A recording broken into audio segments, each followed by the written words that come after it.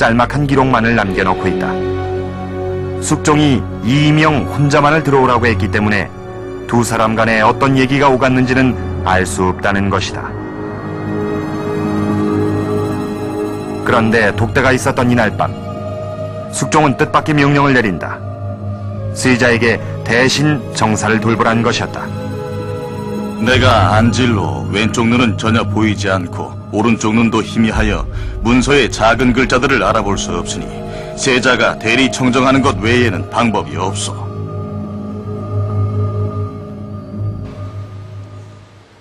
관리를 깬 숙종과 이명의 만남, 그리고 이어진 세자 대리 청정의 명. 여기엔 어떤 배경이 있었는가? 조선시대 당쟁사를 연구한 이덕일 박사는 이것이 세자 폐위를 위한 노론과 숙종의 음모였다고 보고 있다. 세자의 어머니가 장희빈이기 때문에 바로 자기 자신과 그 숙종과 노론이 연합해서 죽인 장희빈이기 때문에 이 아들이 즉위했을 경우에 자신이 지지하는 노론이란 당파나 또는 이제 자신이 처분한 장희빈을 사사한 그러한 것들이 뒤집혀지고 조정의 연산군에 의해서 볼 수 있듯이 많은 이제 피바람이 불 것을 예상을 해서 이 세자 교체를 숙종은 시도했다고 생각됩니다. 그렇다면 이 같은 주장의 근거는 무엇일까? 그 첫 번째는 훗날에 밝혀진 정유독대의 내용이다. 조선 말기에 쓰여진 당의 통약. 여기엔 독대 당시 숙종과 이명이 나눴던 얘기 일부가 기록돼 있다. 이명의 측근에 의해 알려진 내용이다. 연인군과 연령군의 또 다른 이제 아들들이 탄생한 것이 어떻게 보면 세자에 대해서 다른 마음을 먹게 되는 이제 결정적인 계기라고 볼 수 있습니다.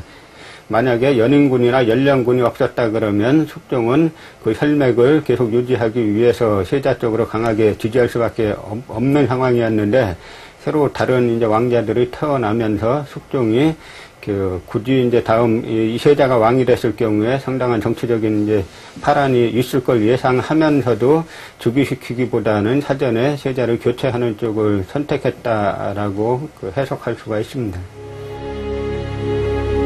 세자에 대한 숙종의 마음을 읽을 수 있는 또 하나의 기록은 인현왕후의 오빠 민진원이 쓴 단합말록이다. 장희빈 사사 후 숙종은 그 아들인 세자에게서도 마음이 돌아섰던 것으로 보인다. 단합말록은 숙종이 걸핏하면 장희빈을 들먹이며 세자를 꾸짖었다고 기록하고 있다. 장희빈 사사를 찬성했던 노론에게도 세자는 못마땅한 존재였다.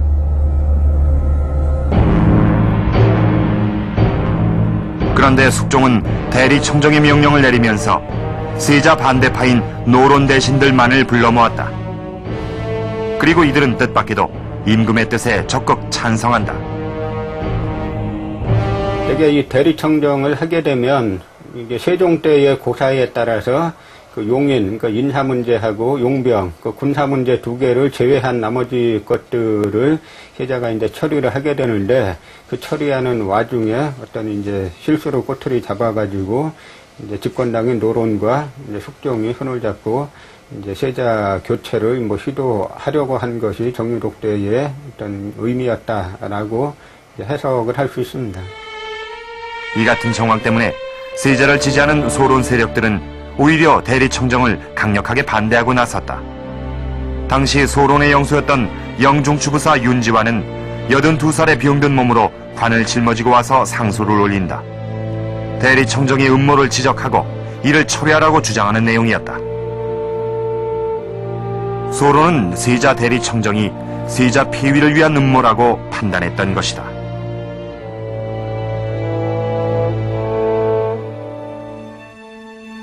그러나 숙종과 집권당 노론은 끝내 세자 대리청정을 관철시켰다. 그런데 세자를 몰아낼 수 있는 기회는 좀처럼 오지 않았다. 세자 교체를 하려면은 어떤 결정적인 이제 하자가 드러나야 되는데 그것이 없는 상황에서 소론이란 한 당파가 세자를 철저히 지지하는 상황에서 명분 없이 교체하기는 어려웠다는 점이고, 또 하나는 이 무렵부터 이제 숙종이 상당히 이제 병이 깊어집니다. 이것이 어떤 측면에서는 더 결정적이었다고 볼 수 있는데, 바로 이제 숙종의 병이 깊어지면서 세자 교체라는 어떤 거대한 어떤 정치 행사를 치를 만한 그 역량이 안 되었고, 이제 그런 상태 속에서 그 숙종이 사망을 하니까 자연스럽게 그 경종이 즉위했다고 볼 수 있습니다.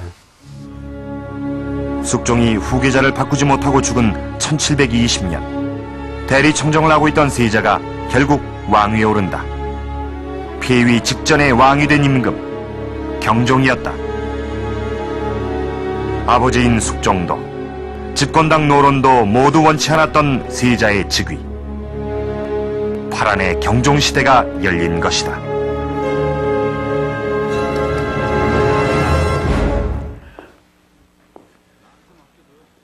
이처럼 수많은 난관을 거쳐 왕위에 올랐지만 경종은 사실상 반쪽의 임금이었습니다. 세자 시절 그를 반대했던 노론은 끝내 경종을 왕으로 인정하지 않았던 것입니다. 자, 이것은 정조 때의 한 사건에 관한 기록입니다. 당시에 이 윤구종이라는 이 노론파의 인사가 이 경종이 묻힌 이 의릉 앞을 말을 타고 지나갔다고 해서 붙잡혀 조사를 받았던 사건인데, 이때 윤구종은 자신의 행동에 대해 무신절, 즉 노론은 경종에게 신하의 의리가 없다고 말했다고 합니다. 자, 경종에 대한 이 노론의 생각이 바로 이랬던 것입니다. 그런데 이 경종이 즉위했을 당시에 정권을 잡고 있었던 것은 노론이었습니다. 그리고 그 반대편에 왕을 지지하던 것은 소론 세력이었습니다.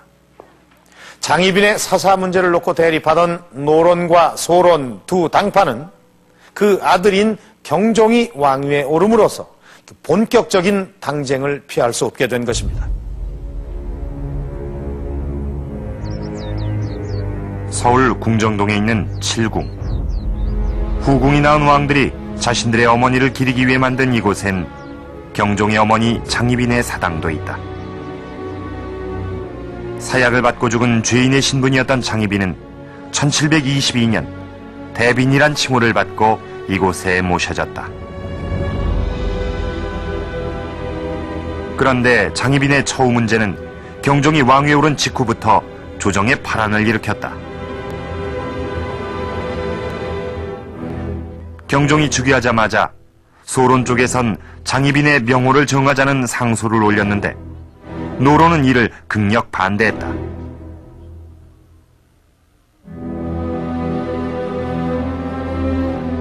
장희빈의 사사를 반대했던 소론은 이 문제를 자신들의 입지를 세우는 발판으로 삼으려 했다.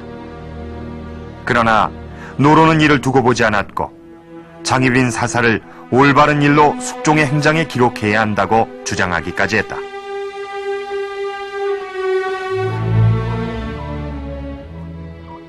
자신의 생모를 죽인 것이 옳은 일이었다는 노론의 주장에 경종이 분개한 것은 당연했다.